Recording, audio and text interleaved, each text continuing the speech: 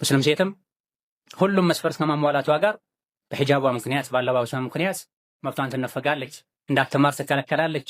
በተቃራኒው ተገላልጦ የሚሄዱ እርቃናቸውን እንደፈለጉ የሚሆኑ አለባበሳችሁን አስተካክሉ፣ የአገር ክብርን ይነካል፣ ባህል ወገን ይቃረናል ተብለው ኬትም አይመለሱ። ሁሉም በር ክፍት ነው እንደፈለጉ ለሚሆኑ አላህን ለሚፈሩ ወገን ስርዓትን ለሚጠብቁ ግን ምድር ጠባብ ናት። መስሪያ ቤቶች ዝግ ናቸው፣ መብቶች ይነፈጋሉ።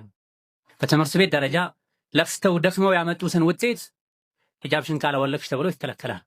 በተቃራኒው ተገላልጠው የሚሄዱ በተገላለጠ በረከሰ ገላቸው አስተማሪን የሚያማልሉ የሌላቸው ውጤት ይሰጣቸዋል። ማይገባቸው ወንበር ላይ እንዲቀመጡ ይደረጋል።